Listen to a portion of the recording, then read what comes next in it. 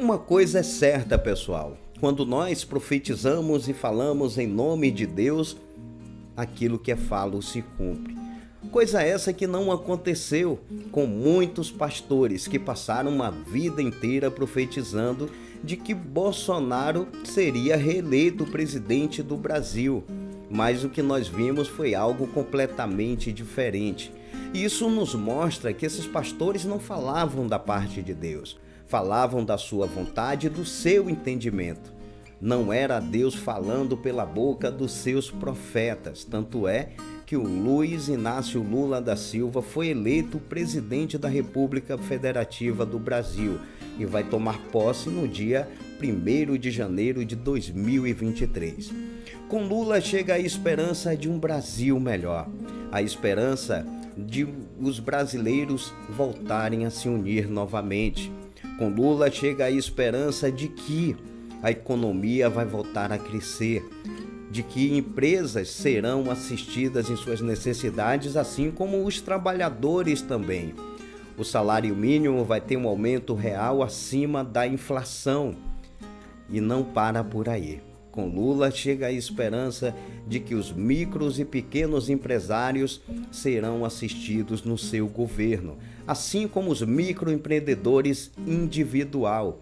Com Lula chega a certeza de que as igrejas terão a sua ordem de culto preservada, que Lula não vai fechar a igreja como o Bolsonaro e muitos dos pastores que estavam lado a lado com até então presidente da República Federativa do Brasil.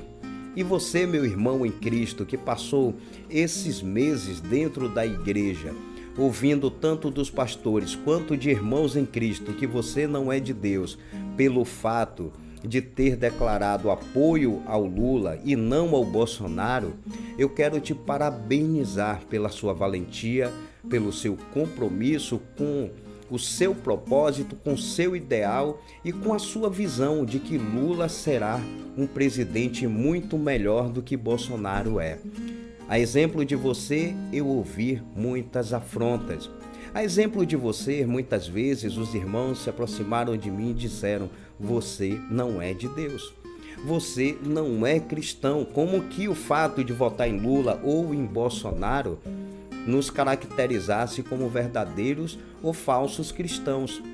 Muitos desses irmãos se esqueceram que ser um cristão é fazer a vontade de Deus, é andar em sinceridade, em honestidade, velando pelos princípios da palavra de Deus, que o fato de você votar em determinado candidato não faz de você mais ou menos cristãos, mas aquilo que determina se você é um verdadeiro cristão ou não são as obras. É o que Jesus disse: mostra a tua fé pelas tuas obras.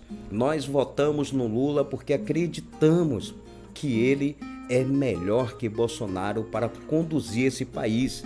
Votamos no Lula porque vimos lá atrás que durante o período em que Lula governou o Brasil por 8 anos, vivíamos melhor.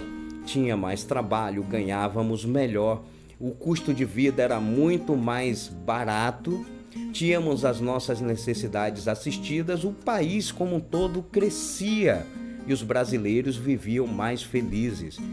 O Brasil tinha saído do mapa da fome, coisa essa que voltou desde Temer, passando pelo governo Bolsonaro, e nós não vimos nenhuma ação do governo para conter o crescimento dessa fome no país. Nós víamos um país dividido, inclusive os irmãos de fé, assim como as religiões, a política e o judiciário.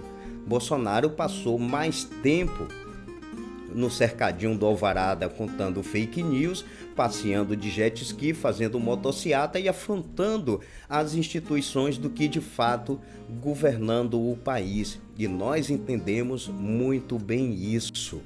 E eu agradeço a Deus pelo fato de alguma maneira ter contribuído para que você tivesse a sua mente, o seu entendimento aberto e que você voltasse à razão e enxergasse a verdade. A verdade é que Bolsonaro nunca velou pelos valores éticos, morais e cristãos. Bolsonaro é um tremendo 7-1. Como diz o pessoal aí, um presidente fake news. Bolsonaro é alimentado todos os dias pela mentira. Uma mentira contada repetidamente por muitas vezes, para muita gente se torna uma verdade. Mas glórias a Deus que tirou as escamas dos olhos dos irmãos, fazendo-os enxergar a verdade, de que já estava na hora de Bolsonaro ir embora. Até porque se ele fosse reeleito, 2023 seria um dos piores anos para essa nação. Glórias a Deus por você ter permanecido firme no seu propósito e não ter abrido mão do seu voto. Que Deus te abençoe, te ilumine, te ajude e vamos orar por essa nação.